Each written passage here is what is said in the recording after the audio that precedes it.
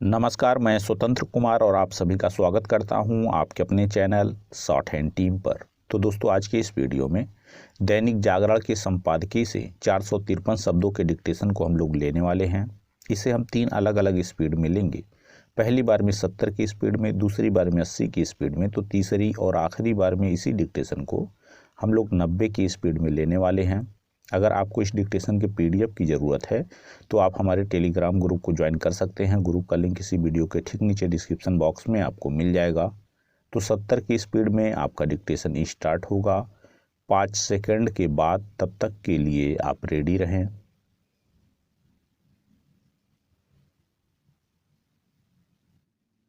Start.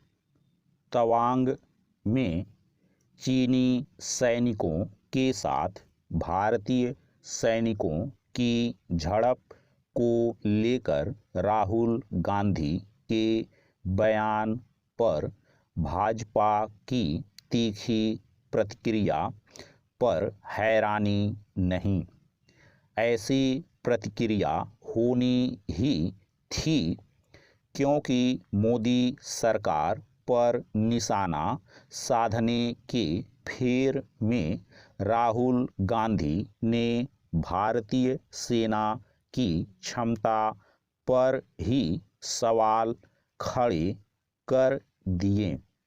पूरा देश और यहाँ तक कि चीन भी इससे परिचित है कि तवांग में भारतीय सैनिकों ने उसके सैनिकों को खदेड़ कर भगाया, लेकिन पता नहीं कैसे राहुल गांधी इस नतीजे पर पहुंच गए कि हमारे सैनिक चीनी सैनिकों के हाथों पिट रहे हैं। यह न केवल तथ्यों की जानबूझकर की गई अनदेखी है, बल्कि सेना का निरादर भी है। वास्तव में यह अनावश्यक टिप्पणी सेना का मनोबल गिराने वाली भी है।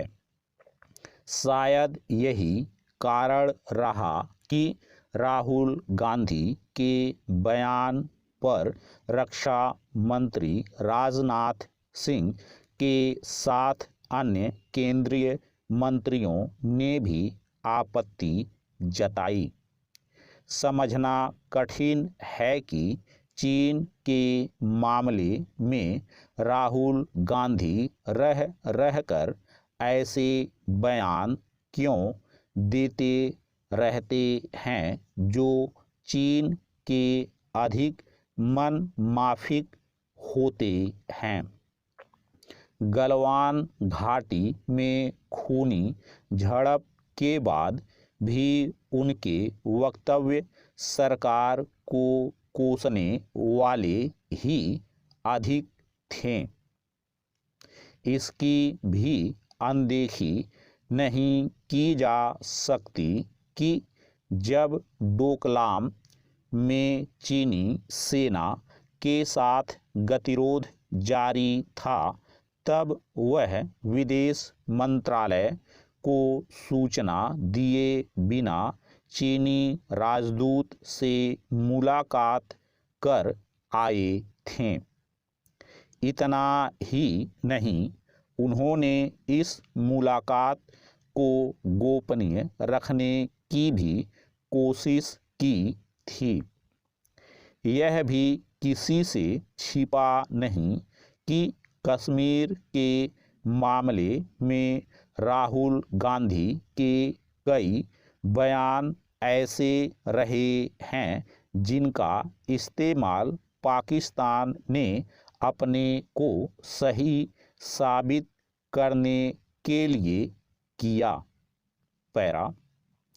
प्रमुख विपक्षी राजनीतिक दल का नेता होने के नाते राहुल गांधी को किसी भी मसले पर सरकार का विरोध करने, उसे कटघरे में खड़ा करने और उससे सवाल करने का अधिकार है, लेकिन उन्हें सरकार के खिलाफ बोलने और राष्ट्रीय हितों को चोट पहुंचाने वाले अपने बयानों के बीच अंतर करना ही होगा।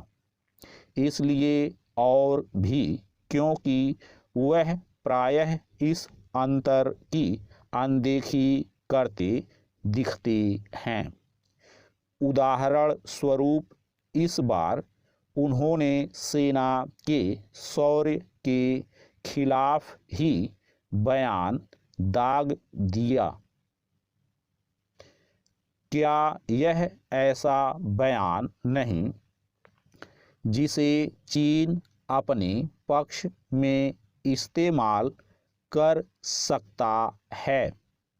यह समझ आता है कि चीन से जारी तनातनी को लेकर राहुल गांधी सरकार से सवाल पूछें और जवाब न मिलने की स्थिति में उसे कटघरे में खड़ा करें, लेकिन इसका कोई मतलब नहीं कि वह ऐसे बयान दें जैसे चीन भी नहीं दे रहा है। यदि भारत जोड़ो यात्रा का नेतृत्व कर रहे राहुल गांधी भारत की रक्षा कर रहे सेना के जवानों के बारे में यह कहेंगे कि वे चीनी सेना के हाथों पिट रहे हैं, तो इसका विरोध होगा ही, क्योंकि यह हर लिहाज से एक अरुचिकर और अप्रिय बयान है। स्टॉप।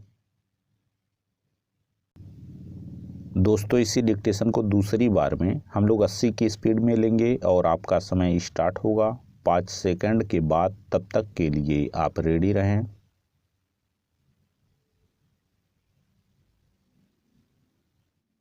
स्टार्ट। तवांग में चीनी सैनिकों के साथ भारतीय सैनिकों की झड़प को लेकर राहुल गांधी के बयान पर भाजपा की तीखी प्रतिक्रिया पर हैरानी नहीं। ऐसी प्रतिक्रिया होनी ही थी, क्योंकि मोदी सरकार पर निशाना साधने के फेर में राहुल गांधी ने भारतीय सेना की क्षमता पर ही सवाल खड़े कर दिए। पूरा देश और यहाँ तक कि चीन भी इससे परिचित है कि तवांग में भारतीय सैनिकों ने उसके सैनिकों को खदेड़ कर भगाया, लेकिन पता नहीं कैसे राहुल गांधी इस नतीजे पर पहुंच गए कि हमारे सैनिक चीनी सैनिकों के हाथों पिट रहे हैं। यह न केवल तथ्यों की जानबूझकर की गई अनदेखी है, बल्कि सेना का निरादर भी है। वास्तव में यह अनावश्यक टिप्पणी सेना का मनोबल गिराने वाली भी है।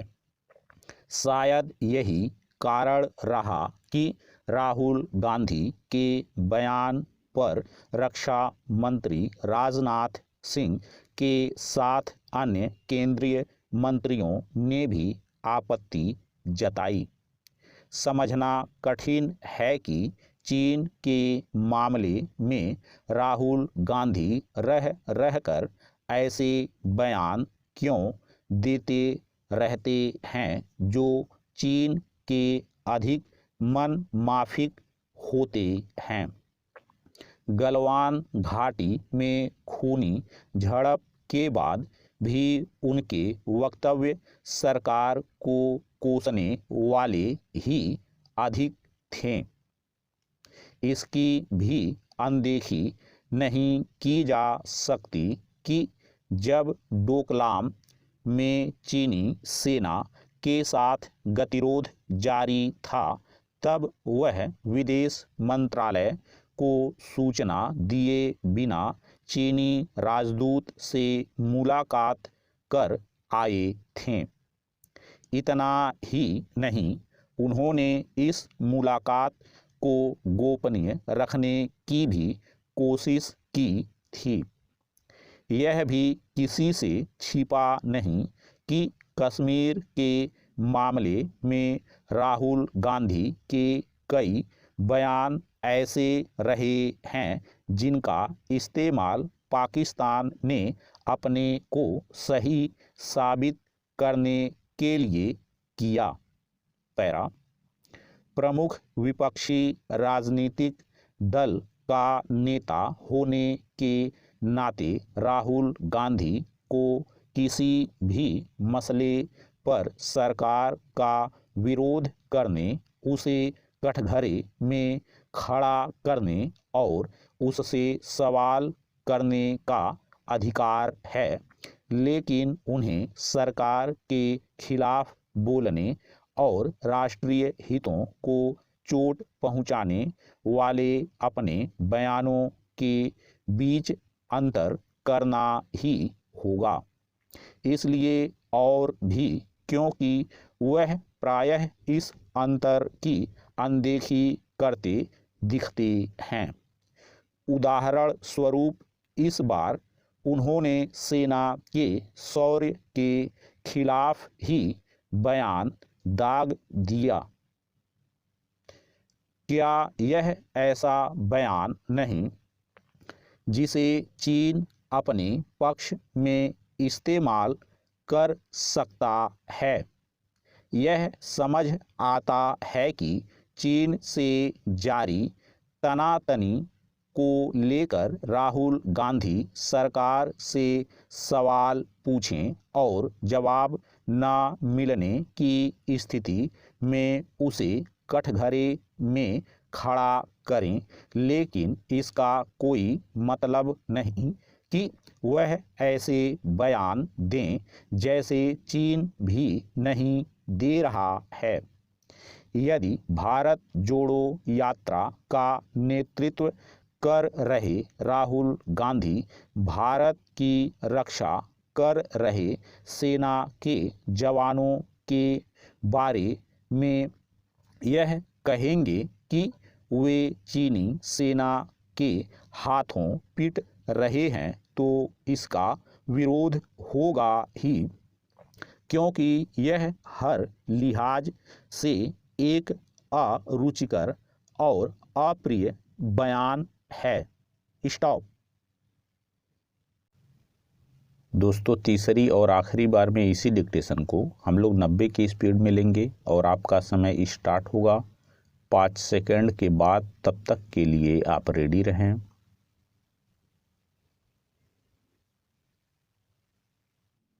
स्टार्ट। तवांग में चीनी सैनिकों के साथ भारतीय सैनिकों की झड़प को लेकर राहुल गांधी के बयान पर भाजपा की तीखी प्रतिक्रिया पर हैरानी नहीं।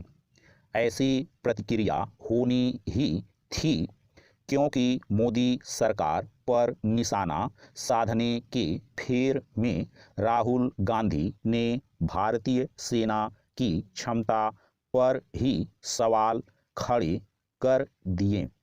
पूरा देश और यहाँ तक कि चीन भी इससे परिचित है कि तवांग में भारतीय सैनिकों ने उसके सैनिकों को खदेड़ कर भगाया, लेकिन पता नहीं कैसे राहुल गांधी इस नतीजे पर पहुंच गए कि हमारे सैनिक चीनी सैनिकों के हाथों पिट रहे हैं।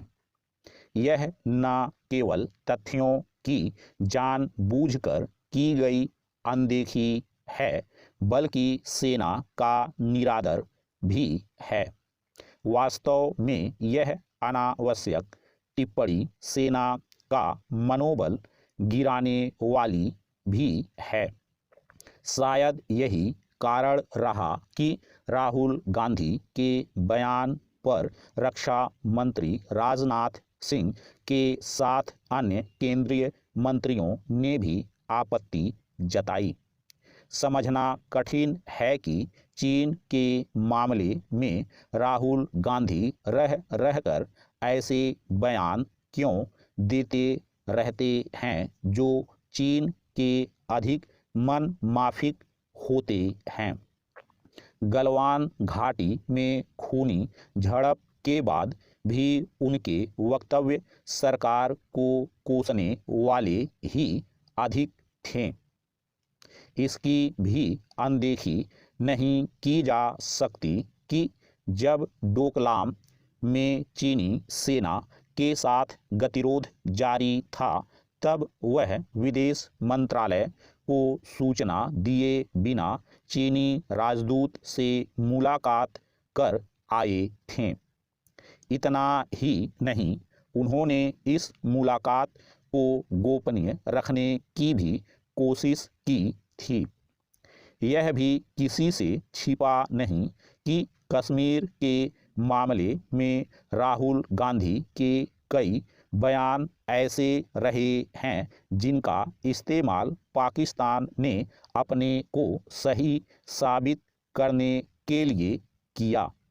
पैरा प्रमुख विपक्षी राजनीतिक दल का नेता होने के नाते राहुल गांधी को किसी भी मसले पर सरकार का विरोध करने, उसे कटघरे में खड़ा करने और उससे सवाल करने का अधिकार है, लेकिन उन्हें सरकार के खिलाफ बोलने और राष्ट्रीय हितों को चोट पहुंचाने वाले अपने बयानों के बीच अंतर करना ही होगा।